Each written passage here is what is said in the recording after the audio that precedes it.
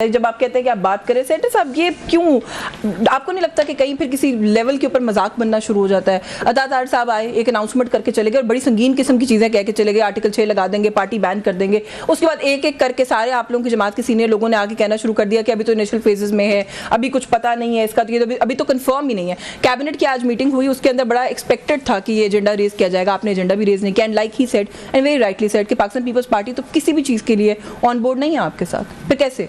पहले मैं यहाँ पे एक रेक्टिफाई कर लूँ। उन्होंने कहा कि जी वो डार साहब ने कहा कि जी वो झूठ बोल रहा है, किसी ने नहीं कहा झूठ नहीं बोल रहा। देखिए जो होम बेसिक इन्फॉर्मेशन मिनिस्टर होता है, पीपल्स पार्टी के किसी रेप ने कहा कि वो झूठ बोल रहे हैं। इन्फॉर्मेशन मिनिस्टर जो होता है, इन्फॉर्मेशन मिनिस्टर जो है ना, वो इतनी ज़्यादा नीटी ग्रिटीज में नहीं आता, वो एक पॉलिसी अनाउंस करता है।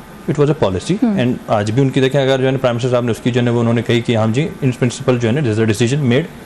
अच्छा, जहाँ तक बात आई आपकी कैबिनेट की, कैबिनेट में जो है ना वो there were multiple other issues जो कि एजेंडे पे थे, जो कि एक ये दीज आर मतलब एक टेररिस्ट ऑर्गेनाइजेशन जो है ना वो हमारे लिए इतना ज़्यादा जो है ना वो पैनिक है, लेकिन हमारे पास अदर पॉलिटिकल पार्टी को टेररिस्ट ऑर्गेनाइजेशन कह रहे हैं। मैं आ रहा हूँ उस पर आगे। हाँ।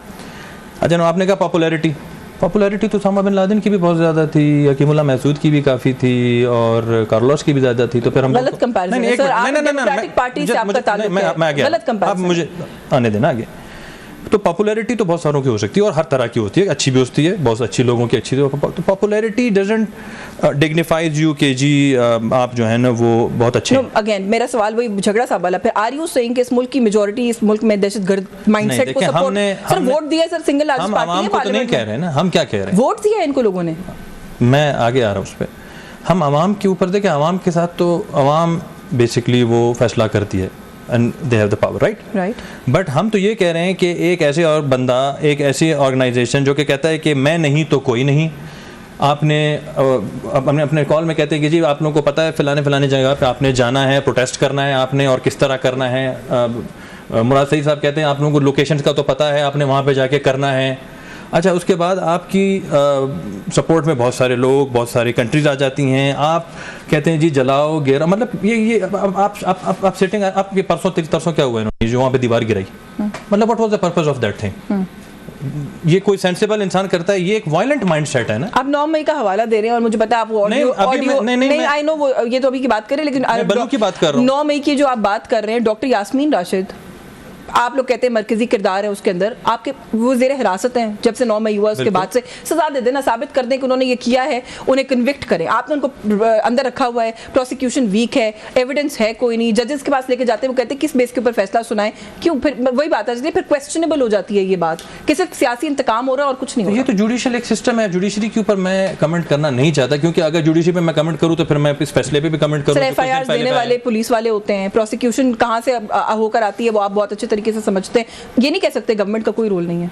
नहीं, गवर्नमेंट का रोल सिर्फ प्रोसिक्यूशन की हद तक है, लेकिन जो जुडिशियल सिस्टम है, जो जजमेंट है, जो ट्रायल है, वो जुडिशरी का काम है। उसमें अगर मतलब आप तो जुडिशरी जब वैसे इनको रिलीफ दे देती है तब आप लोग फिर कहते हैं कि आप लोगों के ज़मीर बिके हुए हैं। मरीम नवाज साहिबा ने कहा किस चीज़ पे? जुडिशरी जब इनके फेवर में डिसीजन देती है तब आप लोग कहते हैं कि जजेस के ज़मीर बिके हुए हैं। तो जुडिशरी जब हमारे फेवर में देती है तब ये कह रहे होते हैं। अच्छा, मतलब ठीक है, जो हो गया आर्गुमेंट फिर वही two rights don't make a wrong. मेरा आर्गुमेंट आप नहीं कह रहे, हम तो देखें, हम आपको ये बता रहे हैं कि एक जजमेंट है। हाँ। बहुत सारे जजमेंट्स है, बहुत सारे जजमेंट्स हमारा इख्तिलाफ होता है। हाँ। लेकिन एक जजमेंट जिसमें इनकी प्रेयर है ही नहीं, मतलब आप भी कुछ थोड़ा बहुत लॉ जानती हैं, हम भी लॉ, सुप्रीम कोर्ट के लेवल पे जब कोई केस आ जाता है तो उसके अंदर उसकी सिर्फ मेंटेनेबिलिटी पहले देखी जाती है। उसकी मेंटेनेबिलिटी में एक एसआईसी अपने लिए सीट मांग रही है और सुप्रीम कोर्ट रीराइट कर रही है कॉन्स्टिट्यूशन को और कहती है कि जी आर्टिकल 51 रीराइट होके 3 दिन से 15 दिन होके इनको ऑप्शन दे दिया। ब्रेक वापस आके झगड़ा साहब से पूछते हैं कि क्यों रीराइट हुआ कॉन्स्टिट्यूशन इनके लिए,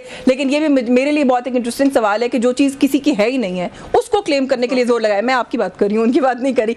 ये रिजर्व सीट्स दूसरी पार्टीज को तो जा ही नहीं सकती, किसी रेशियो प्रोपोर्शन के कॉन्सेप्ट से नहीं जा सकती, लेकिन आप लोगों को वो चाहिए जो राइटफुली आपका है ही नहीं, इनको तो छोड़ देना बीच में से। सवाल ये नहीं, सवाल ये कि आपने पहले तो आप इस चीज़ को क्लियर कर दें कि ये किसके पास जानी आनी है, सीटें आनी हैं। अच्छा, इनके पास नहीं जानी, तो उसके बाद आप that is the second question कि किसके पास जानी।